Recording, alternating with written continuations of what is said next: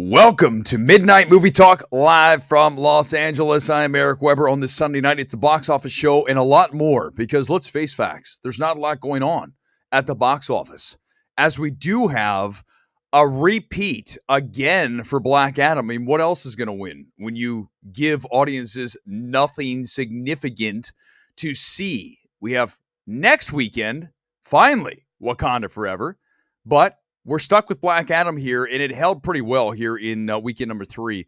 It was down in the 30%, which is great, right? That's a much better drop than we saw that first weekend, closer to 60. This is a film that's now at $319 million globally, which is a very good number. I mean, listen, for what it is, I'm happy with it. I mean, it's a $200 million film, a little under 195, but this is a film that, really just sets up The Rock in the DCU, so he's ready to roll for other films. I think you have to judge it that way, and you really look at it against Shazam. I mean, it's going to soon pass that. Worldwide right now, Black Adam is sitting at 319, so it needs to get another roughly 50 million to beat Shazam. And no one talks about Shazam being some gigantic miss or some total fail. So I think we need to definitely judge this film based on the reason it exists. It exists to get The Rock into the DCU so you can use him for future DC adventures, i.e. Justice League 2, which at some point we're going to see, because now you've got James Gunn, you've got somebody who's guiding the studio. I think we're in a good space, so let's just ease off on the Black Adam is a bomb, because it's not. It's not. Story number 2, box office-wise. We're going to go through these quickly because, again, there's not a whole lot to talk about. So let's get into some stuff I really do want to talk about, but we do need to talk about Ticket to Paradise. It's a film that's a rom-com, right? You've got Clooney, you've got Julia, and you have 137 million worldwide. I mean, that is a really good number for a rom-com that really looks kind of like something you'd see on Netflix. So it shows you that if you make a film with movie stars, well, I guess old school movie stars, because, nowadays, they're proving to be movie stars. They're making 137 million worldwide, but audiences want to see that. They want to go see fun movies. Give them that. And Ticket Paradise has done a very nice job at 137 million. Remember, they opened this film overseas first, then they brought it back to the States, and it's doing very well. It's holding down 14%. Why? Again, because there's nothing to see in movie theaters. That's why it's making the money it is. By the way, some love, please, for the lower third that you see, Ticket to Paradise with $3 signs. I really labored on that. I want to make sure that you guys notice and call attention to the creativity that was needed to come up with that. Thank you so much. Also, our last box office discussion here tonight, and then we get into some other stuff. Smile is at $200 million worldwide plus. It's a film that you guys remember. Paramount was like, we're going to show this on Paramount Plus and not even do theatrical. And then they realized when they showed it to test audiences, this movie's badass. This is a very strong horror film. I called it, when I first saw it, I said, this is destined to become a horror classic. I believe that because look at what it's done. You're now looking at an easy sequel here. And to do that, you just go back in time to where the original Smile, originated. Back in, where was it? Brazil, wherever. Go there, and then you've got your origin story for Smile. $200 million plus, almost going directly to streaming. A reminder to studios, give people things to see in movie theaters, and they very often will do so. Okay, not so much for Armageddon Time, which totally bit it. This is a film that I knew was not going to do well. But this is a film that did under $1,000 per location. This is a wide 1,000 screens, right around that number. So fairly wide. I know it's not a 4,000, but it's not like some tiny little release. 1,000's pretty good. And you only have 990 some odd dollars per location because the movie's not great. Armageddon Time is a very forgettable film. That said, if you ask me if I wanted to watch Armageddon Time or The Fabelmans again, there's no chance that I'm going to watch The Fabelmans again. That movie's straight up bad. I can't wait for you guys to see Fabelmans. That's going to be so much fun when you guys come back and you're like, oh my God, Fabelmans is terrible. I'm like, yeah, I told you it was. Thank you. Let's talk about things that I love, because we're done with box office. We'll get to comments in a moment, but I do want to get into the next topic, because there's not a whole lot going on in the box office till we get to Wakanda Forever. I love a film. I mean, I'm talking adore. I'm talking I have a crush on After Sun. After Sun is a very small A24 film, debut feature from a young filmmaker that we are going to be talking about big time in years to come. Charlotte Wells delivers one of the best films of 2022 with the tiny, minuscule After Sun. Now, I don't want to go into too much about what this film is. I beg you not to watch a trailer. I want you now, please, to trust me when I tell you that if this film is playing anywhere near you, you need to go to find it. You need to go and make an appointment to see After Sun. If you have any relationship in your life, whether it's a father, a daughter, son, mother, doesn't matter. Whatever relationship you have with your parents, whether you're a parent or you are, the offspring to your parent, this film will destroy you. This film will leave you in a puddled mess, weeping like I was on Thursday night when I saw this film over at Burbank 16. I didn't know much about it. I had heard very divisive things. Some people said it was great. Some people said, no, it doesn't work. I'm telling you here and now tonight on MMT that After Sun is an emotional knockout of a film. I love it. I love the filmmaker. Charlotte Wells is going to be a big star when it comes to the directorial space in years to come. She absolutely hit a grand slam here with this film. Go see it. And then we'll get to the comments here. We're going to roll through all this, and we're going to set the table. We'll get to your comments. I saw The Son on Saturday at AFI. This is Hugh Jackman. This is a very depressing film. This is from the same filmmaker who made The Father with Anthony Hopkins, who, of course, won Best Actor. When you look at Florian Zeller's work here on The Son, it is not nearly as strong as it was with The Father. When you watch The Father, you have the production design. You have the different rooms and places that he remembers, right? If you've seen The Father at this point, we can talk about it. You have the production design value of Anthony Hopkins recalling all the places in his life as he's losing his mind.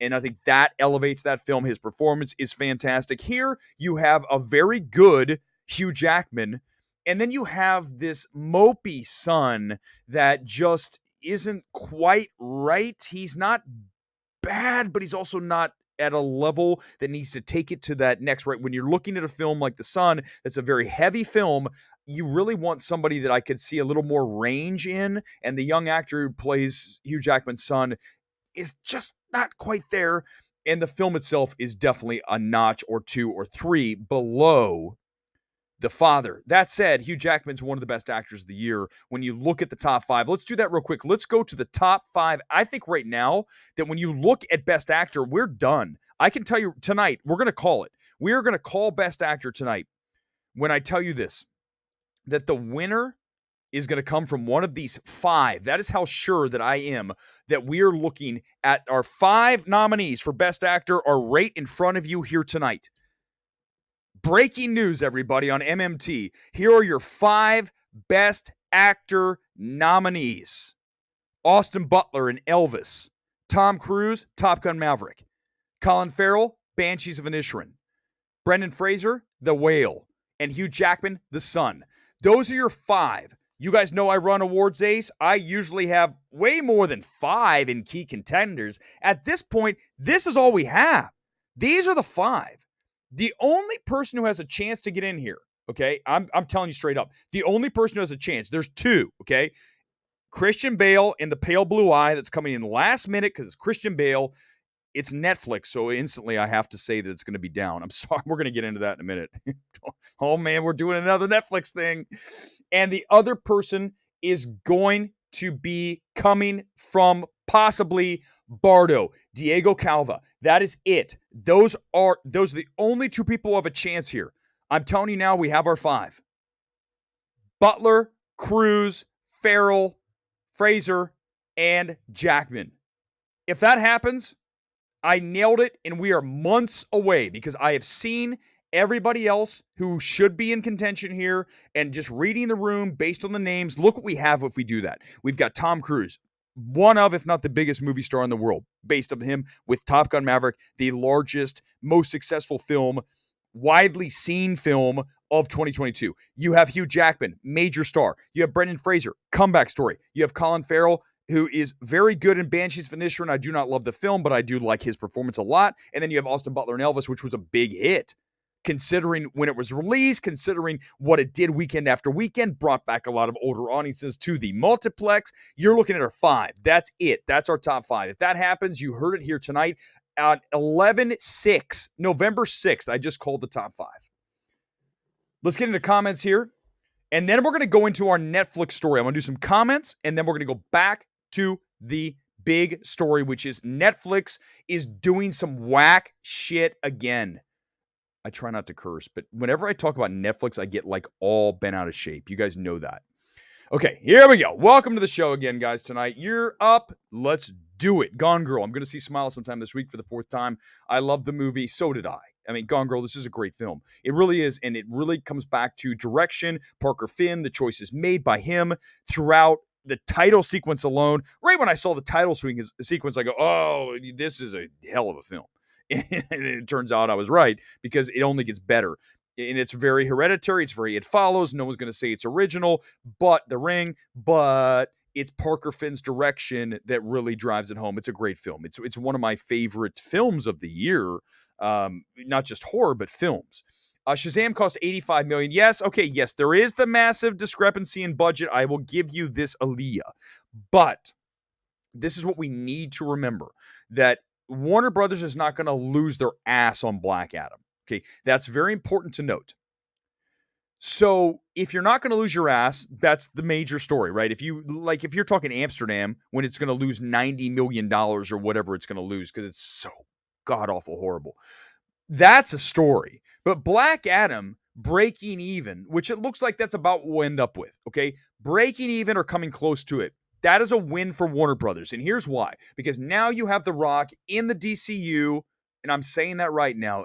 So pat on the back, Eric, for getting that right multiple times tonight. The DCU, you've got him in there, and now you use him in other stories and advance the DCU the way that Marvel has taken over the landscape when it comes to CBMs. Now it's time for DC to get up to it. Now you have The Rock. You have one of the biggest stars in the universe on your side, on your team, and you're only going to grow from that. That's why that matters when we talk about the budget. And yes, it is a different budget. I get it.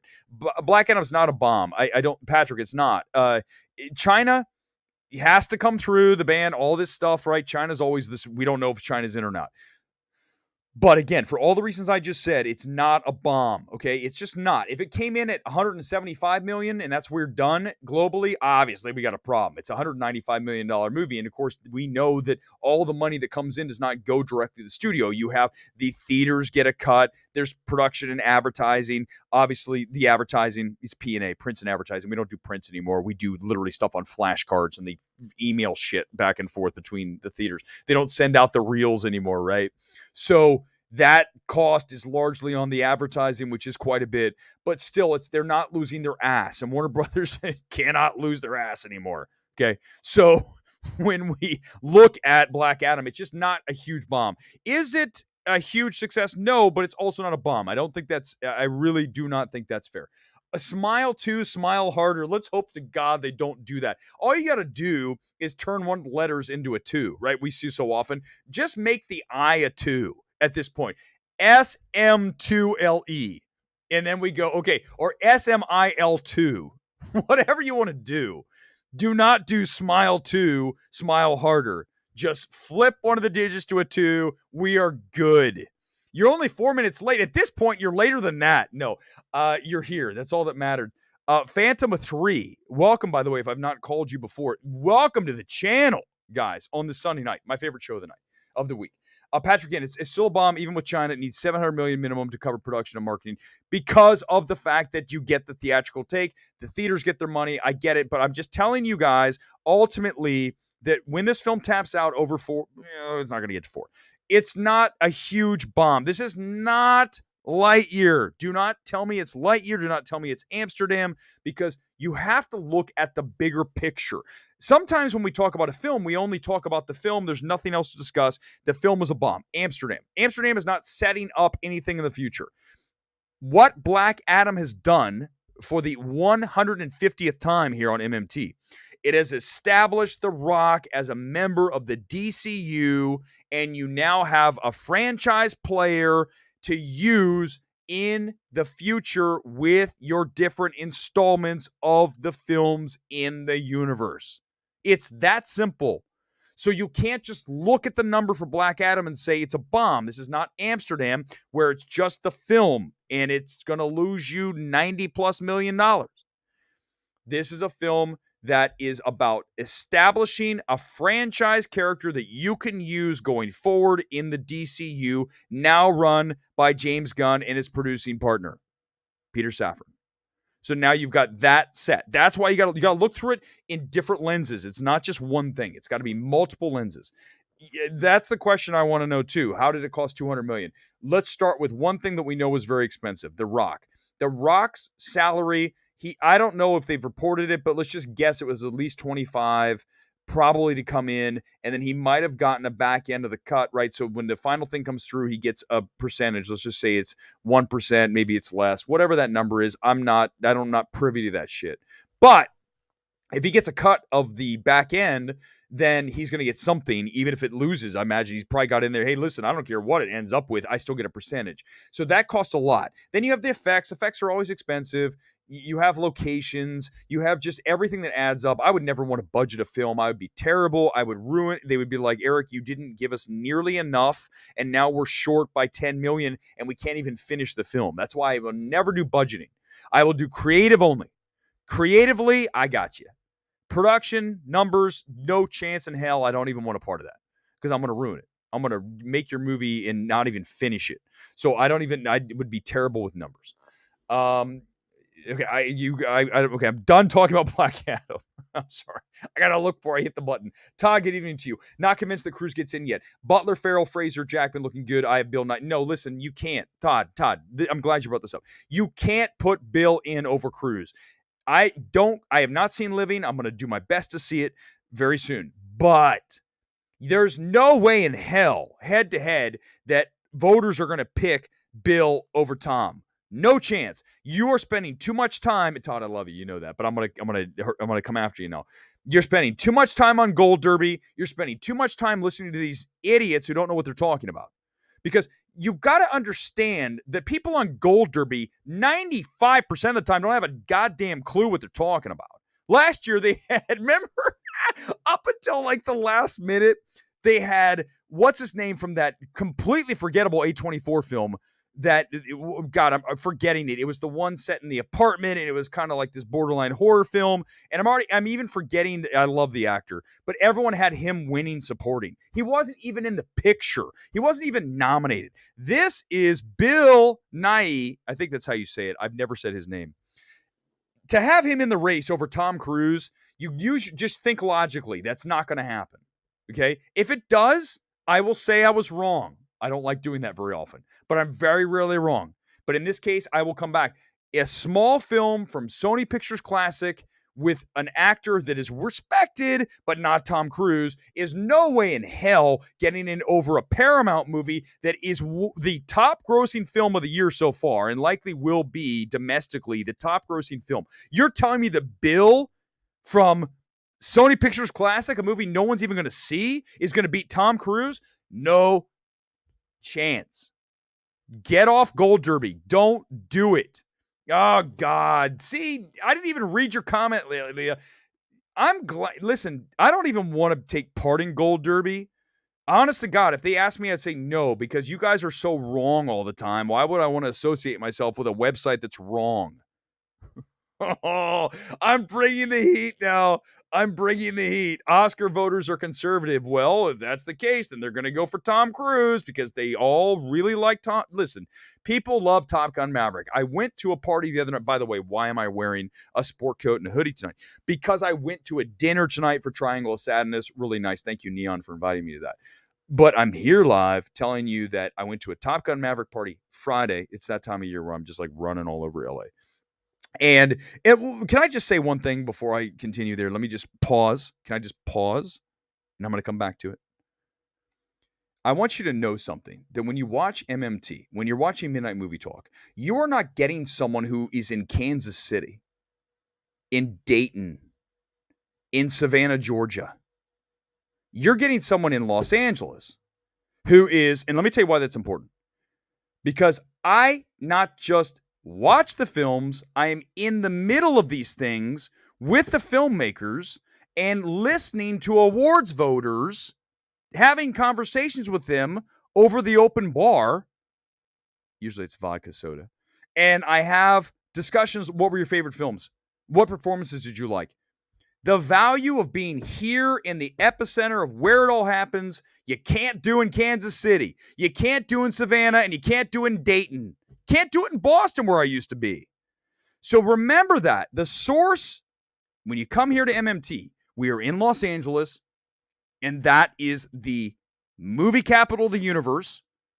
And when you have access to these things, such as the Top Gun Maverick party that I went to over at CAA, now listen, I'm not saying this because it's special, but this is going to tag into something else. I'm telling you this because there's tremendous value in someone who lives it versus comes on YouTube and talks about it. I live it, and there's a huge difference between those two things, and I hope you guys understand the value of that. That was my little pitch, so you guys understand. Back to Top Gun Maverick. Packed, full of Oscar voters, full of HFPA, Golden Globes members, Critics' Choice members. Everyone loves Top Gun Maverick, okay? When you look at Kaczynski, mobbed at the CAA party. Miles Teller, you couldn't even get near him. People were like, oh my God, Miles, let me take a oh, Miles Teller. And then you also had Bruckheimer walking around. I didn't see him, but I know he was there. It was just people everywhere, all over the place. CAA, by the way, oh my God, that place. It's like all marble. It looks like, first of all, it looks like it costs as much as that place makes. So at least it doesn't look cheap. The problem with CAA, oh God, this is the inside stuff you do not get any. Here we go. This is why you guys watch it. Because you know what they serve you at CAA? Crackers, bread, and cheese. Those are here you go. Would you like some cheese and crackers? I'm like, I'm at an agency that banks billions of dollars from these stars. Maybe not billions, but hundreds of millions. And maybe I don't know. I don't know the finances of CAA. I just know they're the number one agency in the world when it comes to entertainment. And here you go. Here is your crackers and cheese. And then we also have a spritzer for you. Well, they usually have wine, but they don't ever have mixed drink. Why are you so cheap, CAA? Stop being so cheap. People love Top Gun Maverick. Do not tell me that Bill's getting in over Tom. Don't do it. Do not do it. Okay.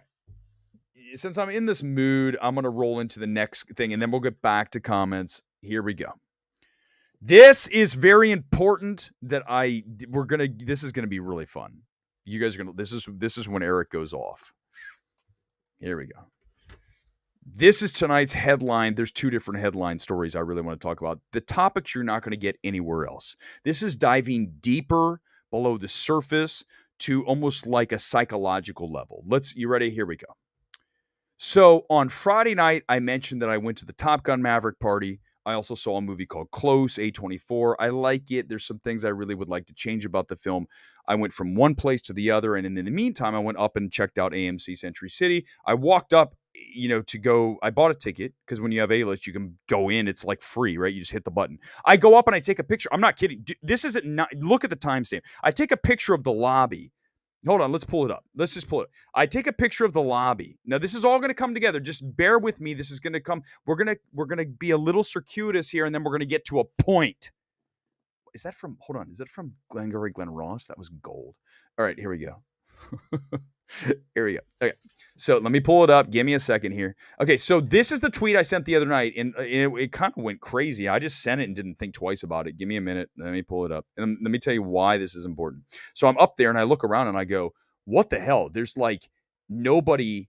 Oh, by the way, one other thing real quickly. I did run into Taron Egerton at the gym the other day, if you didn't see that. There he is. Taryn's big. Taryn's like not a little guy. I mean, listen, I'm in okay shape, but I saw Taryn and I go, dude, he was working out like across, like really close. And I go, my God, that's Taryn. That's Taryn Edgerton. I go, hey, you're Taryn, right? And he goes, yeah. I go, oh my God, like Rocket Man, you got totally robbed. I'm not. I said, Taryn, you got robbed. And he's like, oh man, no, I really appreciate that. And I told him I knew Paul Walter Hauser because of course I do. And Paul worked with him on Blackbird. I haven't seen it, but I've heard it's really good. But he seems super cool. I've never seen him there. I go, oh my God, it's Taryn Edgerton. I got to get a picture with him. So there it is. But what did I just, by the way, let's just tie this in real quick. And this is not what tonight's about. What did I just say about living it? Okay. So there I am at the gym. I know this sounds really self-serving. I get it. But just listen, just bear me out here. Hear me out.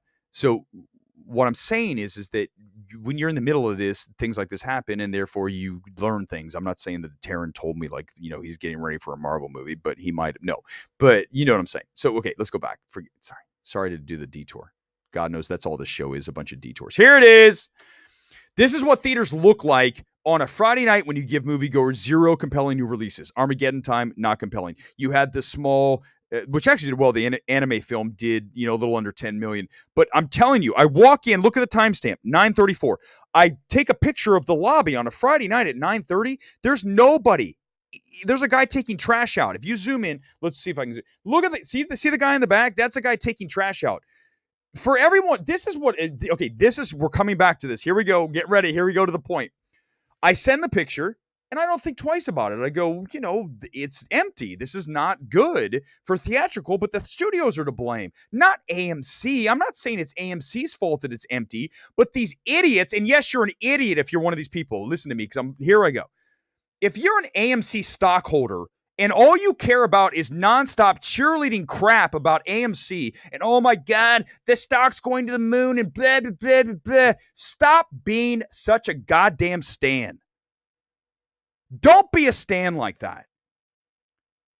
Don't tell me that I am not a fan of theatrical and a lover of AMC. I praise A-list 24/7. And I got these clowns, and yes, you are a clown, coming into my Twitter feed. The next morning I look and I'm like, oh, I find it really hard to believe that you went to 3 events in one night. Someone's making something up so he can get some clout. Do you think at this point that I give a shit about clout? Do you think I do this for clout? You think I give a crap? You know why I do this? Because I love movies. Because movies are everything to me when I see something like AFTERSUN. Not because I was at the Top Gun Maverick party. I enjoyed going because I love Top Gun Maverick. I don't do this for that. So for some jackass to tell me that, oh, I find it hard to believe. No, it's actually not very hard to believe from someone who lives this, to go from one movie to a screening to a party, and then in between run upstairs and take a picture. It's called A-list. But these clowns who don't even have a life. Okay, here's the reality. There's a lot of people out there, and I'm not talking about you, I'm talking about someone else, who don't live life. They casually view life through the prism of their phone, through their computer. For those of you who get out and do things like me, look, I was running from one thing to the other, and Taryn Edgerton's there.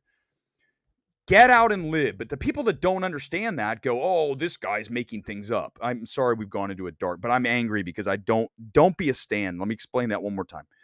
Don't be a stan, AMC stockholder, who is so dialed and tied in to whatever they love that they can't be unbiased.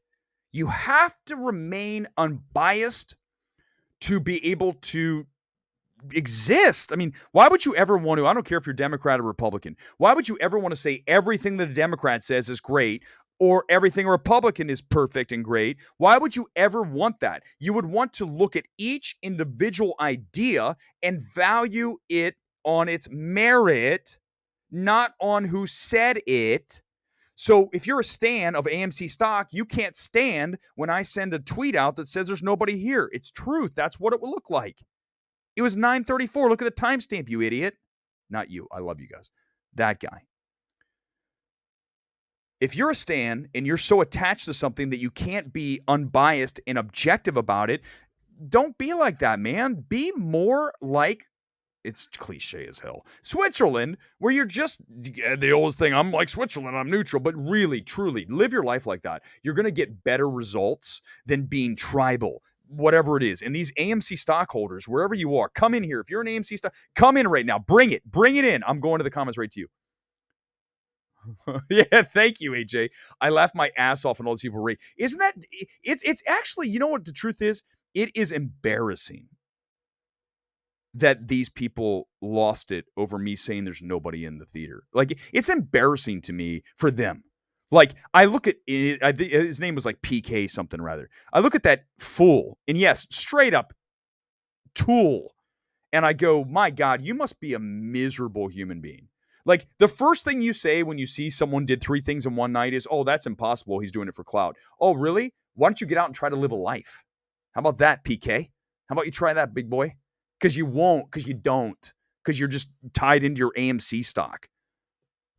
Okay. Oh, man. Don't be like that.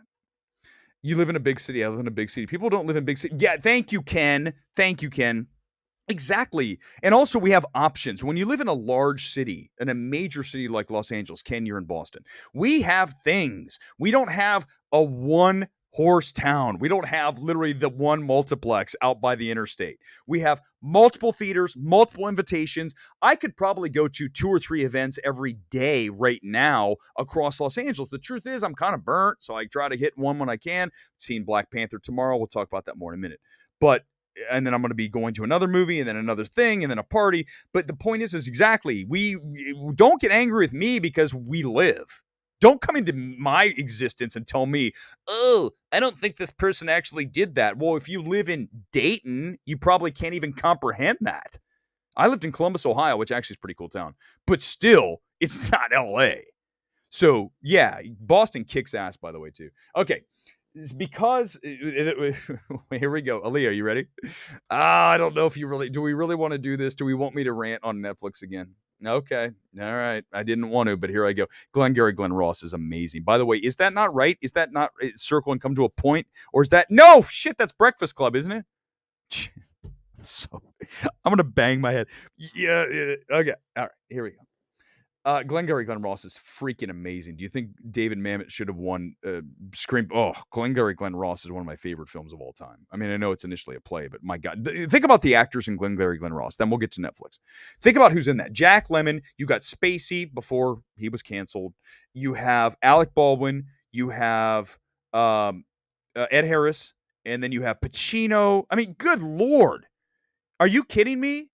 And there's more, but I don't right now. Okay, so you have all of those actors working with Mamet's screenplay, and oh my God, Glengarry Glen Ross. If you've never watched that film still holds up today. That film is a masterpiece. That film is a classic film. It should have won so many Oscars. It should have been like one of the biggest. It's such a brilliant film. Okay, here we go. Oh, by the way, I'd like to get this in real quickly. Anytime I see someone say, "You're right," thank you. Exactly. Hold on, where is it? Oh, I hope you're right, Aaliyah. I thought you said I was right. They do love Top Gun Maverick, trust me. Thank you again, Nick. No offense to is it night? Please tell me I'm saying it right. Is it night? It was a Sundance way. Yeah, it's not. I'm telling you what, though, Hugh Jackman is a bigger star. I think ultimately that's how we're going to go here. Okay. Here we go. All right, you guys ready? Oh, here we go. I like the stand thing. I really do. Sorry, I hate to get dark, but sometimes. By the way, before we get into this, I did get my next, my second screener of the year. This is Good Luck to You, Leo Grant. Never watched this. They said it's Searchlight film, but remember it was direct to Hulu. I've heard Emma Thompson's very good in it, but you know my problem with this film, right? The problem with Good Luck to Leo Grant, Good Luck to You, Leo Grant, is it was streaming. There was no real theatrical component on it at all. So anytime I've got a streaming movie, even though I know it's still eligible, I can't view it the same way I do theatrical. I'm sorry, I'm a snob. What can I say? Okay, you ready? So here we go. Read the bottom. No notes. WTF Netflix. Here's the story. So I saw Pinocchio last Saturday at the Animationist Film. We had GDT come out and say, hey, this film was a labor of love. You know, I can't wait for you to see it. The typical stuff.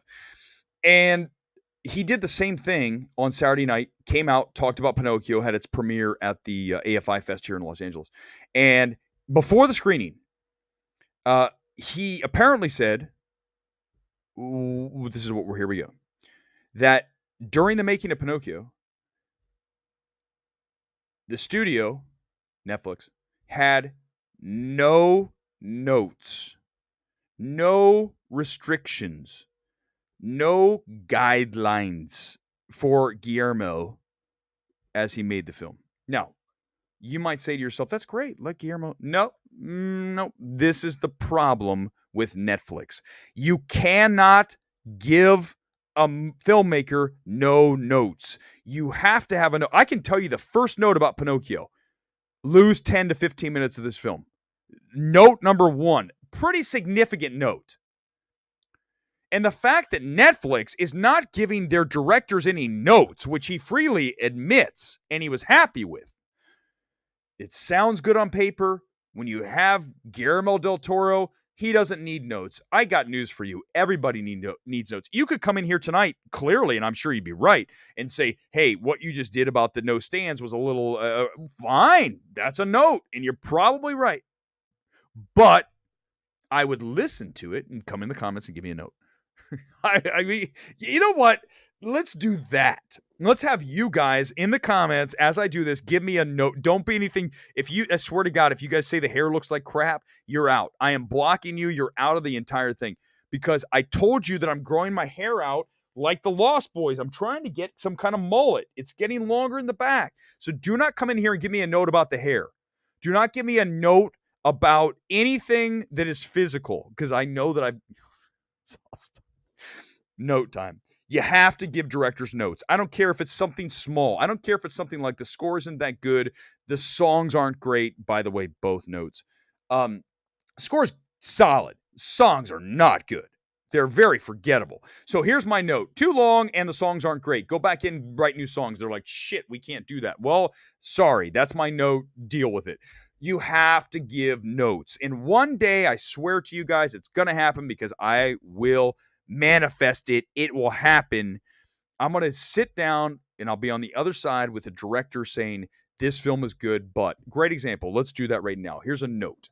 I watched A24's new foreign language submission for Belgium. It is close. I saw it on Friday. I don't want to ruin the film.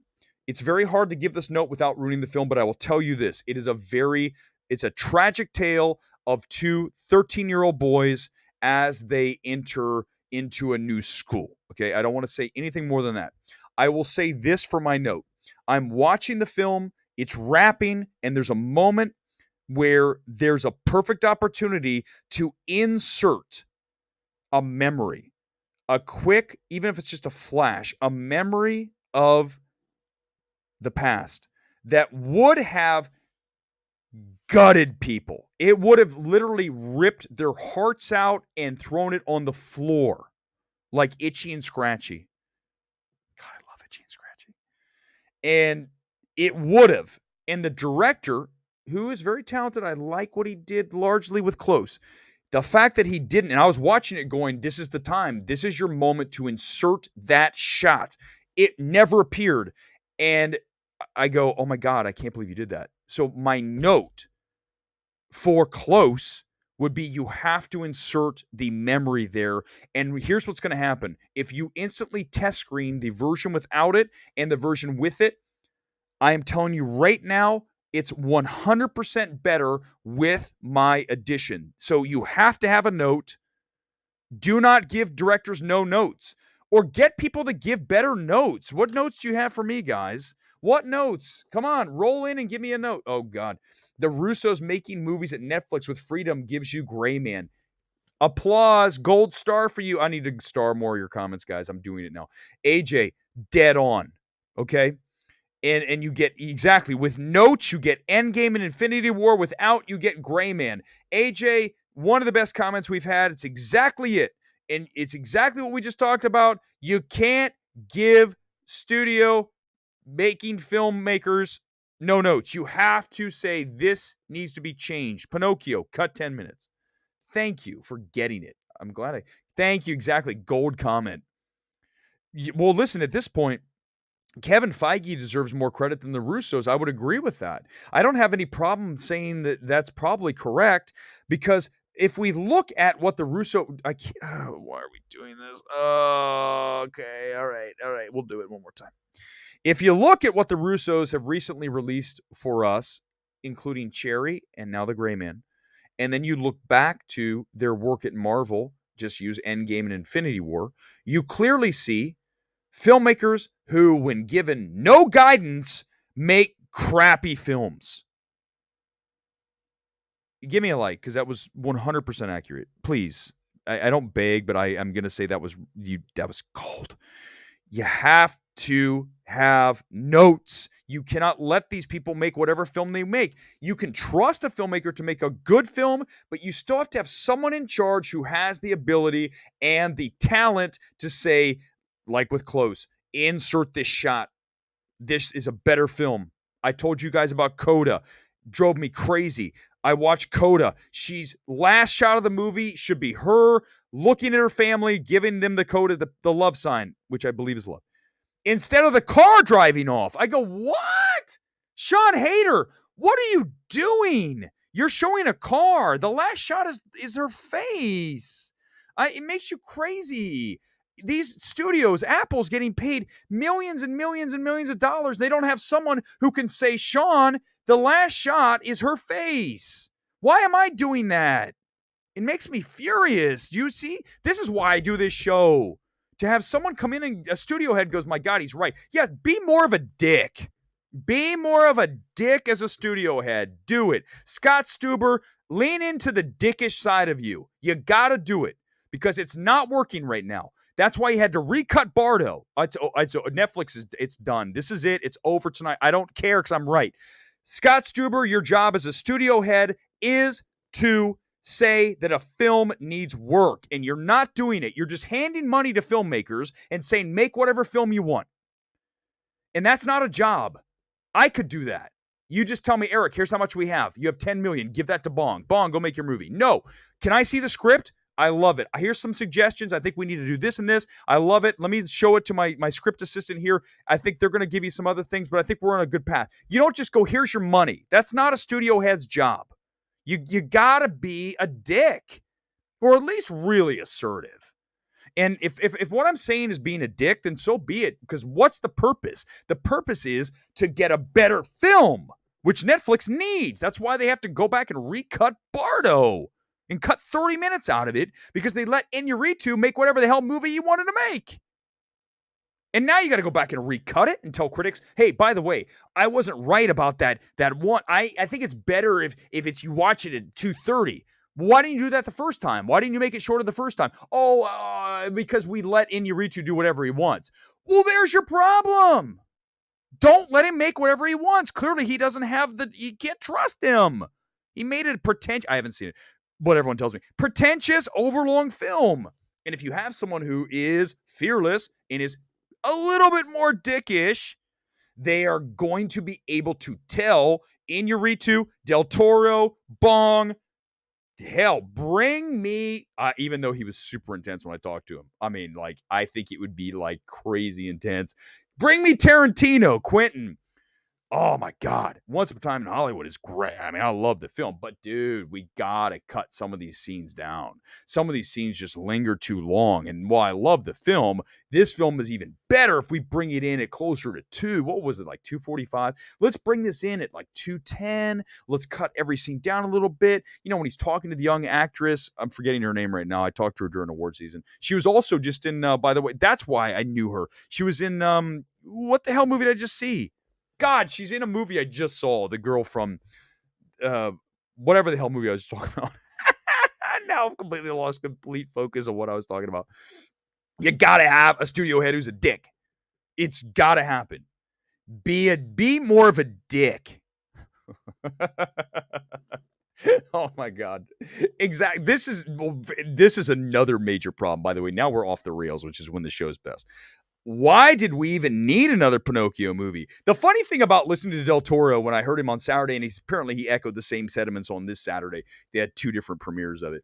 Is he said, no studio wanted to let me make the movie. I'm like, well, of course they didn't, because we've only seen Pinocchio 50,000 times. What are you going to do to a story that we already know? And that's what I told you about Pinocchio, is that we know the story. We know the cricket. We know the boy with his nose that grows, and we know Geppetto. Oh, it's the same movie. No matter what you switch a little bit around, it's still Pinocchio.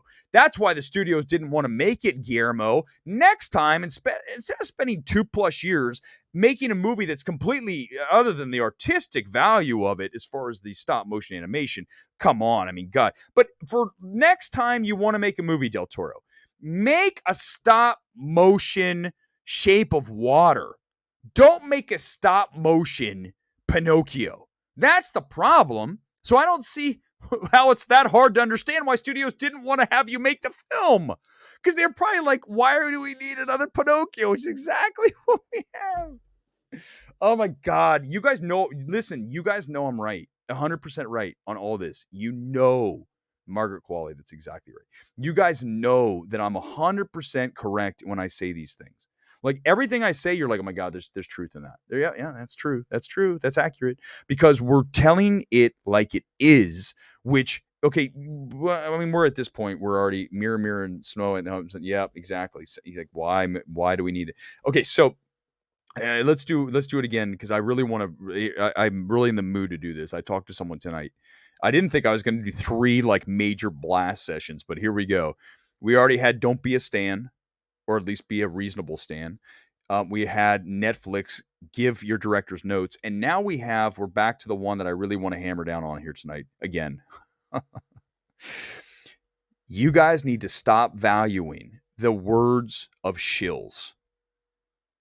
And you know who they are. Put them in the comments. I have no problem with that. Give me a shill in the comments. And I'm going to tell you why you should not listen to a shill. You guys can guess why. Come on, this isn't hard. Why would you ever listen to a shill? Somebody who's always going to be relentlessly positive about things, because their words have no value. 0. Their praise has no value. Because if all you do is praise and or accentuate the positive, you are not a film critic. You are a film fan. You are a shill. And why does anyone listen to what you say? We don't need to listen to you. There's no reason for you to even tweet. What's the value of you tweeting if all you say is positive stuff? There's none. I can help you with that. 0. You're bringing nothing to the party except your life is a shill. And guess what you have? No respect. Because all you do is say everything is good. This is great. This person was fantastic. The movie's amazing. You have no value in what you say. You know where you get value? When you destroy films. Because that way, when you say something positive, people go, oh, this is real. He loves Aftersun. And he hates The Fabelmans. Versus, oh, Steven Spielberg's done it again. The Rolling Stone quote, by the way, on the poster. Oh my God, best quote I've ever seen. The movie you've been waiting forever for Steven Spielberg to make, paraphrase. Wait, you're talking about waiting for him to make his worst movie he ever made? Then yes, that quote applies, Rolling Stone. Peter Travers.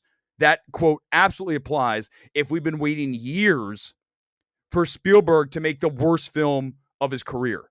Then that quote absolutely works with The Fabelmans. This is a good segment. You guys know, put them in the comments. The shills. Give me the shills. Give me this. Oh, is it true? Is that guy a shill? All I hear about is John Campea. I don't know the guy. I've seen him.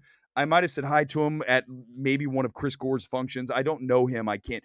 I just know that people have said that that's the case. Tomorrow, I'm seeing Black Panther 2. Wakanda Forever, as you guys know. I'm BP2. I'm going to see it, and I can't decide if I want to do a reaction live tomorrow or wait till Tuesday. And let me tell you why. Because there is still an embargo in play with Black Panther 2 that I can't go fully all in on it tomorrow. But on Tuesday, I can go all in without spoilers, but I can go further into my critique of it.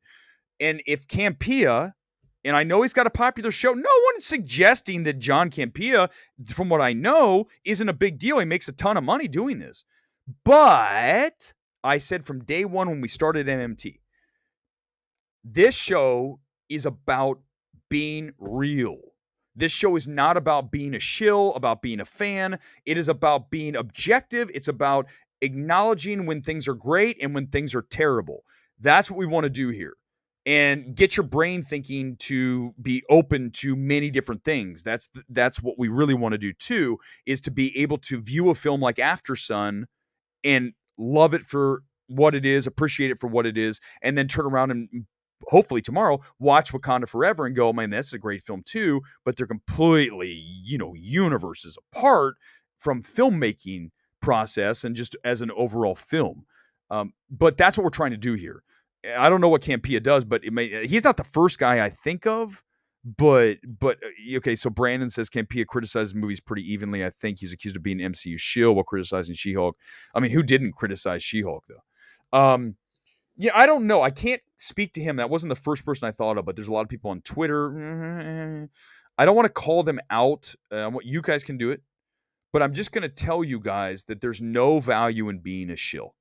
There just isn't. And if you are a shill, God bless you, but I don't have any real value in you either because I can't trust you. So again, what are you doing? Are you trying to get on a poster? You talk about chasing clout, like that clown accused me of for AMC saying the theater's empty. I'm chasing clout.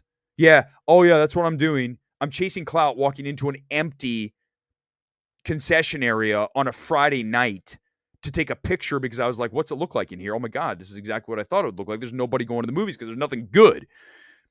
Oh, I'm a clout chaser. Yeah, that's what I'm doing. I'm a clout chaser. Yeah, okay. Idiot. Oh no, did Menzel like She-Hulk? I just talked to Scott. I can't listen. I've got to be 100%. And Menzel, he told me Menzel's going to watch this or listen to it tomorrow. So I got to watch if Scott's listening right now. Scott, listen, I'm going to be honest with you guys. I cannot, and I will admit this and make sure it's stated. I can't criticize Scott. Scott's a very good friend. So you guys can't ask me to do that. I can't do it. I have to remove myself from the conversation. Not that I want to. Scott, I know you're listening right now. I want you to know that I don't want to criticize you, but I also can't because you're a good friend. But at least I'm honest about that. Shills aren't honest. Shills will never tell you that they want to be on a poster, that they want to have access, that they want to have clout. They will just be a shill, and they are, and they know they are, but it's like some kind of charade. You're just like, why are we even playing along with you? Because you don't have any value. Like, what is your value? There isn't. The value is in someone who is objective and will be even scoring, grading, all this stuff that comes out, that you try to be as objective as possible whenever you can. And that means always. And that's the value. And when you're not, and when you are having to say, only positive things, you have zero value. Stanford, Scott's probably listening right now, so this is good. Your friendship with Scott is like that of a married couple from both sides of the aisle. Oh my God. Probably, I would say, also Gore. I mean, Gore's a really good friend. So, Chris Gore is another guy that I can't really criticize, but at least I'm being honest with you. By the way, I'd like to say that my hair is getting longer. Listen, in a little while, I told you it's an in-between stage. Please bear with me. We are going for the mullet/long hair thing. It's going to take a little bit longer. It's a little crazy right now, but I feel like we're doing something. I feel like it's just taking longer than I expected. By the way, please rate my outfit tonight. Normally it's, a soccer kit, football kit, soccer jersey, whatever you want to call. I call them football kits because that's how they do it overseas, and that's where most of them come from. Tonight is the blazer with the hoodie. Thank you so much. This is directly from the Neon Party for Triangle Sadness. Thank you so much again, Neon, for bringing me. Had a really great talk with the Neon representative, Claire. She's very smart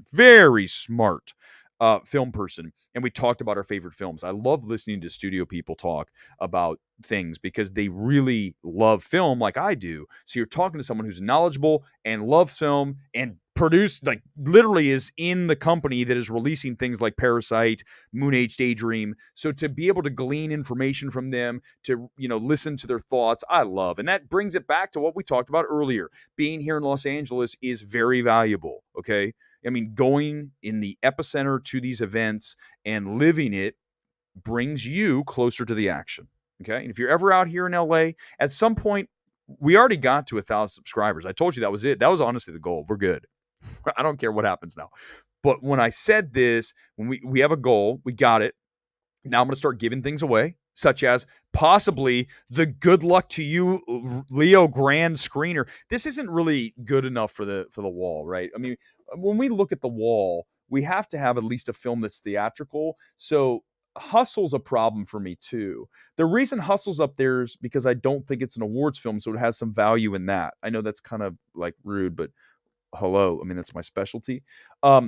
Hustle really shouldn't be up there, but everything else you see here: Joker, Civil War, Bohemian Rhapsody, Birdman, Hurt Locker, Birdman, Birdman, Avengers Endgame, Moonlight.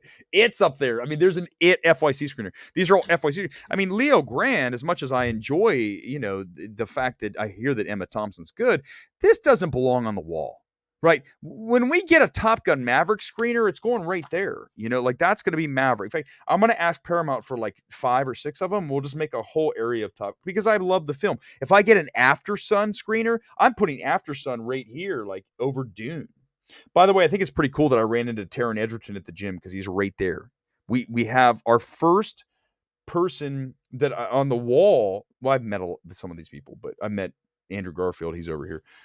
But it's pretty cool because I love that Rocketman cover. All right, let's get into some comments. Sorry, guys. But listen, here's the thing. Alan Ng, will I criticize you? Of course I listen, no, I can't. I love Alan Ng too. Alan Ng is the editor of Film Threat. We just ran into each other at the Sun. Alan, and I'm not just saying this because you're watching. I mean, I couldn't trash you. That'd be really weird and awkward. Or so I don't want to.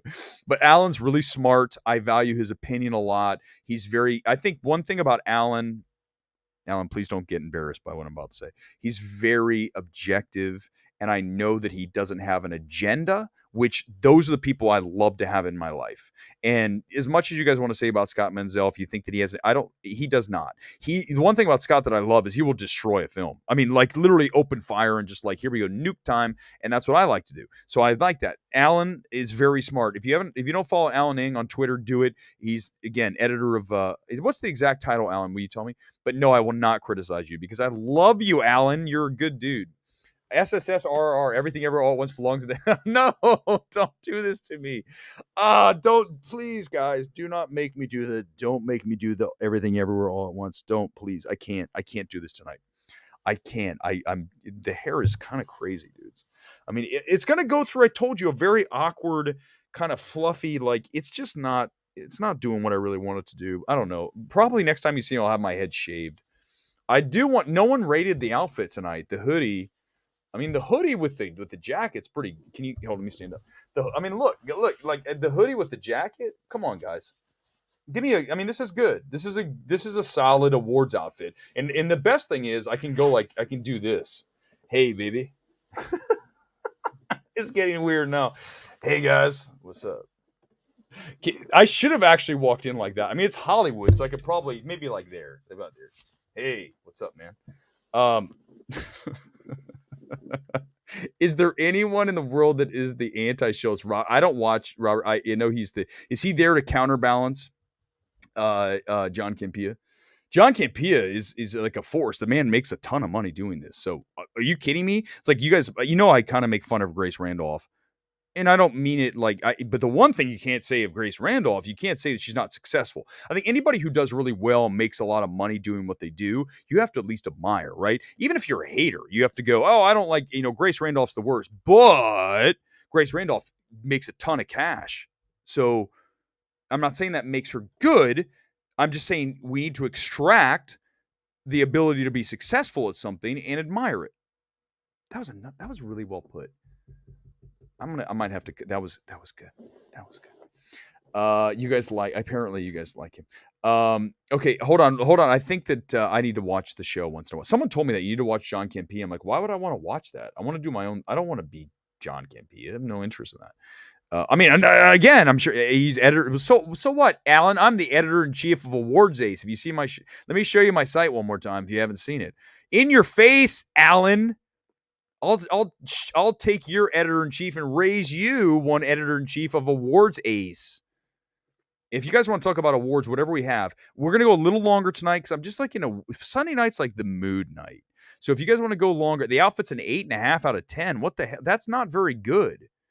Okay, let's just real quickly. Thank you, Shafkat Ahmed.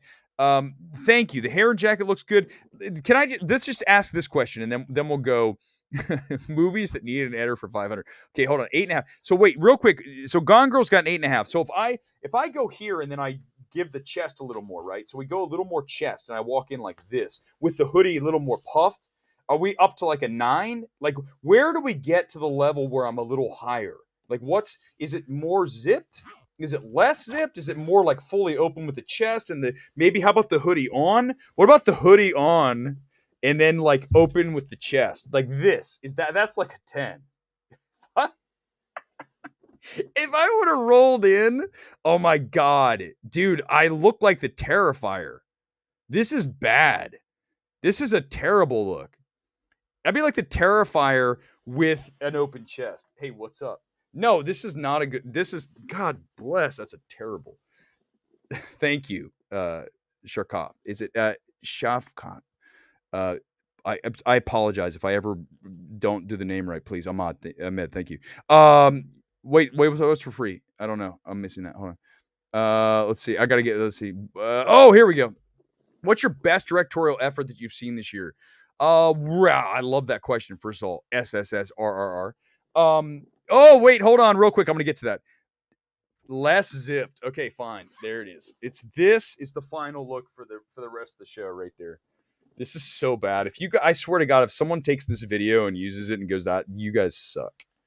I don't care. Honestly, I do not care at this point. We're almost done. So I literally look like the Terrifier in a blazer. This is bad.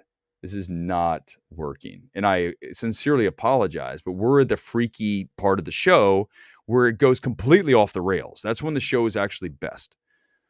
Thank you, Aaliyah. Okay, someone asked me a real question. What's the best directorial effort that you've seen this year?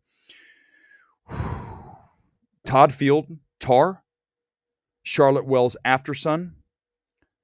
Kaczynski, Top Gun Maverick. Baz Luhrmann, Elvis. Those 4 pop to mind. Oh, Park, Decision to Leave. 5, 6. You guys know how much I love Moon Age Daydream. Brett Morgan. That's 6. I mean, there's a lot of really good direction. Those are 6 really well-directed films. And Aftersun is just amazing. This is terrible. I'm not doing this. I can't do it. I'm not a hoodie guy. It just looks... The hair looks okay. I mean, it's a little like... But remember, we're going for the Lost Boys look. Campea's not a shill, but he doesn't say some stupid things. Well, God knows that if that's the measurement...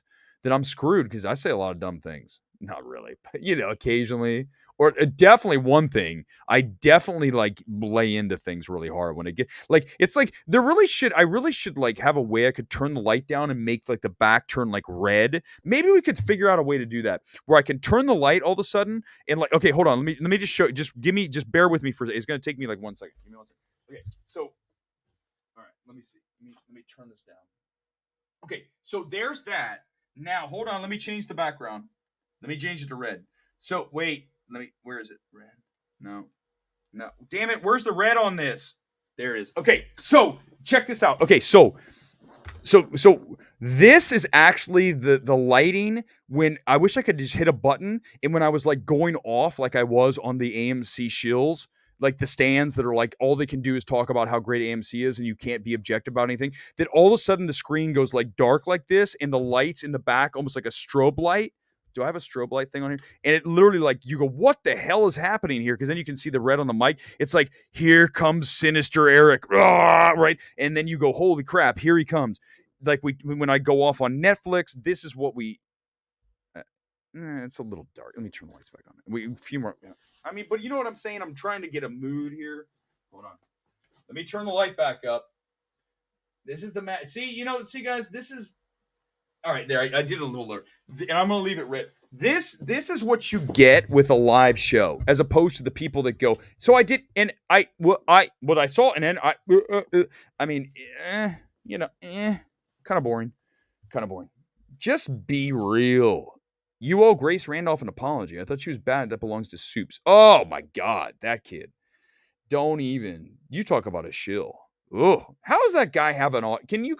Can someone please right now, before we're going to wrap in just like, let's go 10 more minutes. 10 minutes. That's it. I need someone to tell me how Soups has the audience he has. In the comments right now, explain to me how he has the audience he has. I did not become a nun, Nick, although I did kind of look. I look like I mean, it really was. Wait, I look like a ninja outfit with no mask.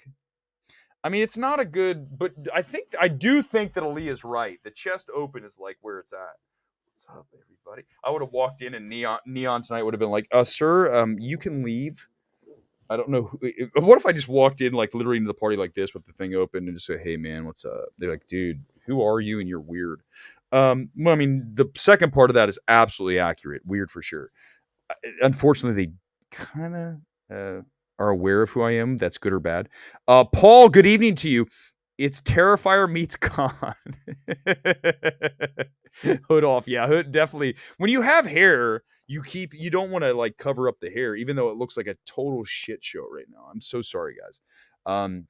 What do you think about Terrifier's box office success? I think that it's very good. It's almost $10 million. I mean, you know what I think about the film, though? When you look at, what the hell's the director's name? It's going to come to Leon, whatever.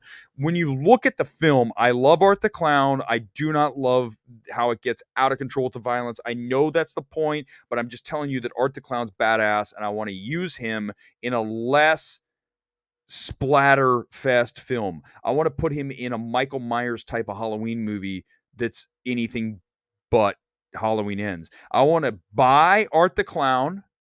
Remember, I told you what I'd do. If I was at Universal, I would call up Leon, and I would say, listen, dude, we're going to give you $10 million for Art the Clown. And now, frankly, the price has gone up. I would say, here's $10 million for the character. You give us the character, and it's ours, right? It's over. You don't get to. You can make another character, but you can't do Terrifier. And then I'm going to turn Terrifier into this like amazing, dark, but not as schlocky violence. The violence in Terrifier is, as we know, just. It's beyond the realm of human in a way to me. I really didn't like, when the girl's on the bed and he's just torturing her and laughing. I get it. I know listen, I need you guys to understand. I understand what the point of the film is. But my problem with Terrifier is that even if it's a horror film, it still is lacking humanity. And I know it's horror. I'm doing my best to explain this. There's a line that when you cross is hard to come back from, and I think Terrifier does cross the line. I know that's why a lot of you like it, but that's why I don't like it as much. I want to see Art the Clown walk up to the line and then step back, rather than walk up to the line and throw acid on the line and then club it with a club of nails for 25 minutes. Do you know what I'm saying there? I'm really looking like Tony. That would be good. Oh, funny story. This is I don't tweet this. If I was looking for clout, I would say something like this. This was funny. The other day, by the way, for the dudes like, I don't think you can do that. Not only did I do all those things in one night, I walked from my gym to the screening down Sunset at night, which thank God is not scary because it's a good area of LA, but trust me, some areas of LA, you don't want to walk around at 9:00 at night down. Okay. Let's be honest. I'm walking down Sunset and I got a blazer on and probably a soccer kit at that point. I keep saying football kit. Let's leave it at that. And I was walking by and there was a club and they have, you know how they have the velvet ropes, and there's the bouncer, and this is 100% true. The guy looked at me and he goes, "Hey man, I love all you," and I go, "What the?"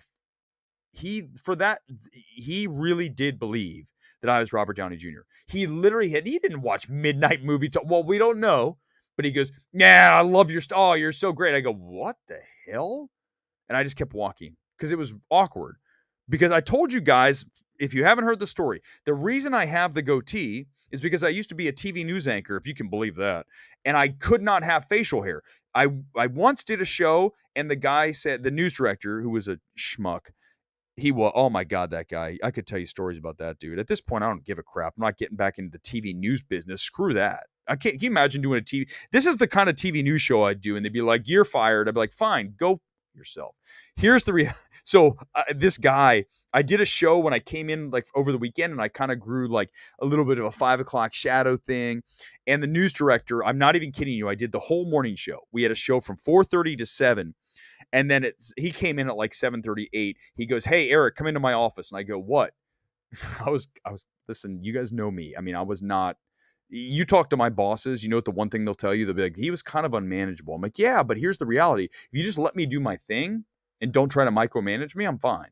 But if you try to come in here and say, 'Hey, Eric, you need to do this and that,'" because that's why I started the show. I don't have to listen to somebody say, "You have to do this and that." If I want to, I can come out here in a ninja outfit. I don't give a shit. But when I came in there, I said, he goes, "Listen, man, you can't have the facial hair. You got to shave it."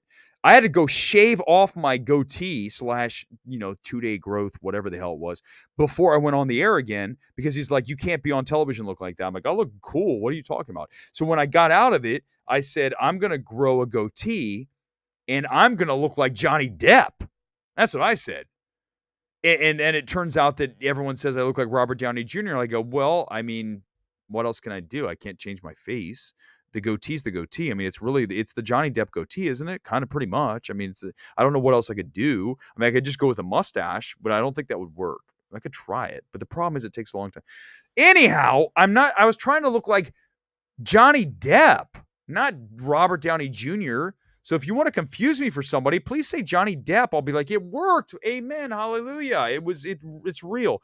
5 minutes. Was that you on this? No, I was not. Oh, funny story, Alan. They invited me for whatever reason. I think Netflix messed up. They sent me an email saying, "Hey, do you want to come to our senior screening?" I told you Netflix has pretty much removed me from the list, and there's nothing wrong with that. That's their prerogative. That's certainly their choice. The reality is that I'm going to love a film and then hate a film. Love a film, hate a film. But right now, Netflix needs to be told the cold hard truth, is what we just did a little while ago. You can't give directors no notes. That's not doing your job as a studio. You're failing.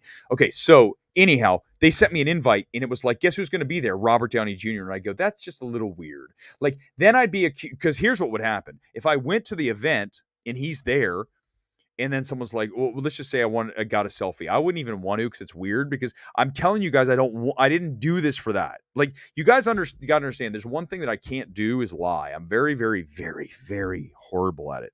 So if I tell you that I grew a goatee to look like Johnny Depp, you guys can tell the way I'm talking that I grew a goatee I didn't grow it to look like Iron Man. So if I got a picture with him, then the AMC people would come in and say, "Hey, look at you, you clout seeker. Look, you wanted to look like Robert Downey Jr. and there he is." Now, if I get a picture with Taron Egerton, they're like, "Well, you know, it's Taron." I'm telling you guys, the stuff you don't get on Twitter or anywhere else. Taron Egerton is jacked. Taron Egerton is big. He's buff. He's like really, he's thick. And I don't mean that like, is it like fat? He's thick. I looked over, I'm like, that guy's working it. He was doing, you don't get this anywhere else. Is John Campea doing this? No. Is Grace Randolph doing this? No. Is any of these other people who tape their show doing this? No. Here's Taron Egerton. He's doing push-ups, and then he's doing pull-ups, and then he's doing abs. He's he's doing like this circuit. And I go, "Man, that guy's busting his ass." I go, "I got to give that guy credit. I didn't even know it was Taron Egerton." And I looked at him like, that guy's like, he's in good shape and he's working hard. I love that, because I go to the gym, man. Guys, at some point I'll post a workout. You'll be like, "That guy's busting his ass." Like, I go in there and work, and I go, "That guy, I want to give him some love." And I go, "Oh shit, that's Taron Egerton." And I was a Taron. He goes, "Yeah." I go, "Oh, it is Taron," because he had a hat on. You guys saw the picture. And I didn't know he was so buff, big, thick, not thick fat, thick muscle. And I go, "Taron, man, can I get a picture with you? I just want to because I love Rocket, man. Like, you're great. And also to prove the fact that if I just said I met Taron Egerton, you guys are like, for the people out there like, no, you didn't. You're lying. You don't meet anybody. You don't even do any of the things you say. You don't even watch movies. You just talk about them and you pretend that you see them, but you don't. These are the people I have to deal with on Twitter. These fools. These people that don't even know what it's like to live an authentic life. Trust me, I do not lie. If I say it happened, it happened. Okay, guys, please. If anything, I got to be honest with you. If any, I'm just fine. You guys, I'm going to keep going because I just feel like it's working. Let's just go. If anything, truthfully, I actually downplay a lot of things. And I don't mean that like to say, I'm just saying I don't do these things. It's hard to explain. They're not done to boast. They're done in the service of, I love these things. There's a big difference between the two things, right?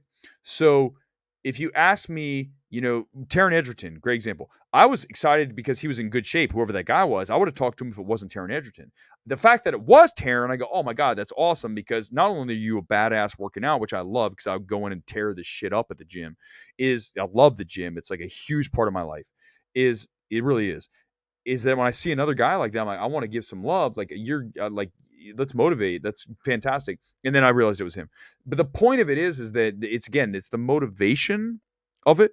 And when you guys watch the show, I think you guys are very aware that what you're watching is somebody who is absolutely unvarnished, that is absolutely being truthful, and has nothing to hide, and will always talk about stuff wide open, except for Scott Menzel. Because if I do, then he's a good friend. That was the callback. That was the callback for the Menzel's like listening tomorrow, which would be Monday. Scott, if you're listening, at some point maybe I'll blast Menzel for something just for the hell of it. We're still going to be boys, but Soups didn't like Miss Marvel and they got a lot of heat and back. What? He did what? AJ, wait, hold on. Now you're going to make me go for like another hour. He did what? He didn't like Miss Marvel and then he got heat and backtracked? What kind of shit is that? I'm not going to say the word that what word I'm thinking of. I'm not going to say it because I don't want to be rated, not for kids. I mean, the show isn't. Technically already I said an F-bomb, I believe. He backtracked? What? You don't backtrack in this game. Soups, did you backtrack? That's like, you can't cross that line. You can't do that, dude. What the hell? Now I'm angry. Before I just thought he was annoying. At this point, if you're saying something and then backtracking, no.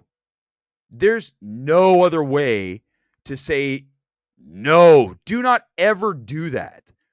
When I hammered licorice pizza, when I'm about ready to lower the boom on the Fablemans tomorrow in a tweet that is just, it's ready to go. I'm ready for it. You guys, it'll be good. I don't hold back, and I'm certainly not going to turn around 5 days later and say, I was wrong. The Fableman's actually really good. Because you don't have any credibility. So if Soups backtracked, then there's no way to come back from that. And I know Marshall, I'm familiar with him. I think he's familiar with me. That's weird. I'm not going to lie to you. That's weird. But you don't backtrack. Okay, we're going to do the last bit of the show with the collar up, just to see if that's the look. Give me a second here. I feel like we have a good thing going here, and I feel like maybe the pop collar with the hoodie might be the final. This might be the final unveiling. So the collar's up. Hold on, I almost lost the mic there. The thing there. This is the way the collar up. Just walk in like this. What's up, guys? Yeah, man. What's up? Actually, Landon Johnson is amazing. I love Landon. Landon's hilarious. Landon's, I'm just like going off. Okay, we are going to wrap soon. I'm sorry. For those of you who've bared with the insanity tonight, I apologize. It's typical MMT. Landon is amazing. I love Landon. He's like got this.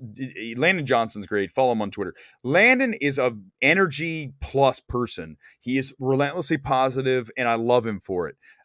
He's just a fun guy to be around. But he came into an awards party one time with the coat, the suit on, without a shirt. And I go, that is badass. Like, I want to do that.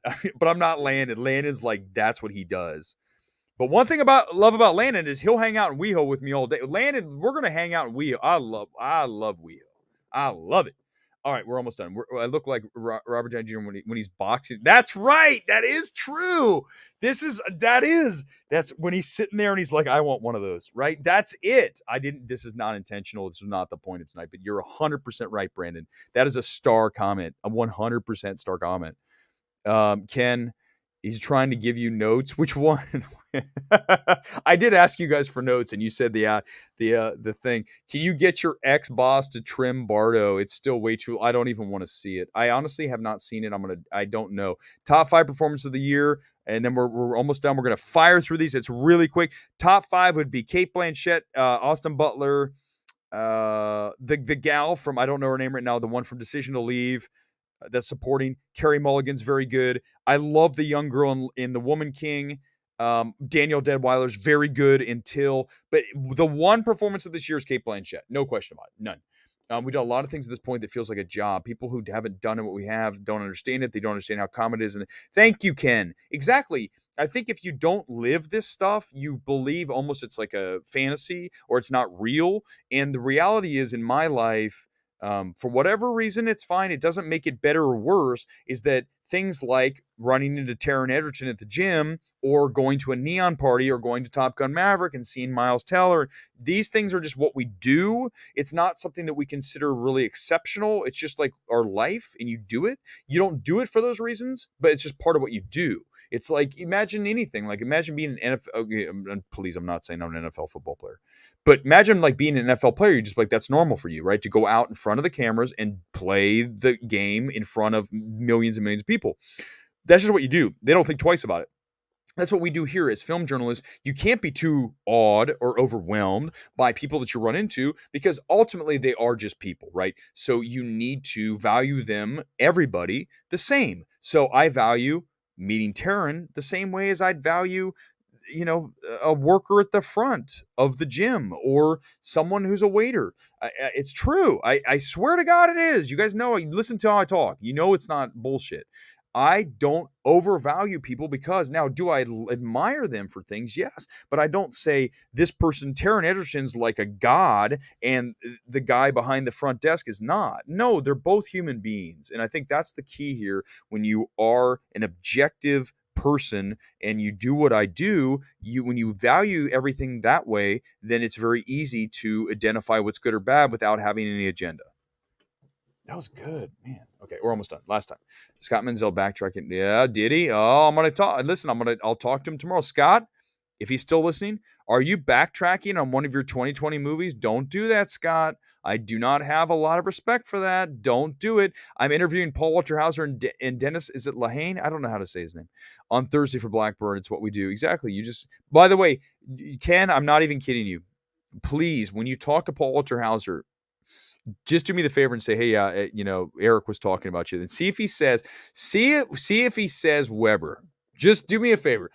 Just say, hey, yeah, Erick was talking about you, because I did. I tell him, if you want, just to get the ice. If you want to break the ice with Paul Walter Hauser, there's 2 things you can tell him that'll break the ice. One, tell him that I just ran into Taron Egerton and I told him that I knew Paul Walter Hauser and you guys worked together.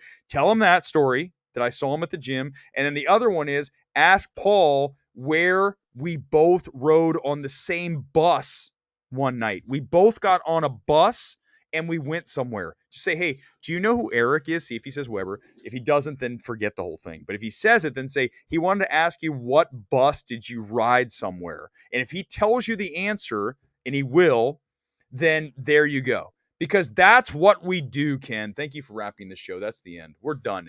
I don't know if we're going to be on for Black Panther 2 tomorrow.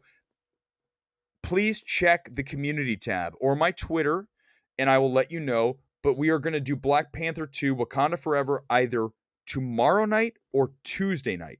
I haven't decided because of the embargo. I just got to think about what I want to do. I think it's going to depend on the reaction I have coming out of the film. So if I come out of the film and have issues with it, I'm more than likely going to push to Tuesday, where I can talk a little bit more without spoilers about it. If I love the film and I think it's absolutely a grand slam, everything's perfect or close to it, I will probably come on tomorrow to do at least something only about that, because I'll feel very juiced about it. But if I have issues, it's going to be hard to talk about them with the embargo. Does that make sense to you guys? I hope that makes sense. check the community tab, check my Twitter. Black Panther 2 Wakanda Forever reaction either tomorrow night or Tuesday. One of the next 2 nights. We'll be back here live on MMT. That is going to wrap tonight for MMT. Thank you so much for being here and bearing with another weird show. The weirder the show gets, the better it gets. I do believe that. Even with a hoodie and even with an open shirt, I think we're good to go. I'll see you guys one of the next 2 nights. Good night, all. MMT is out.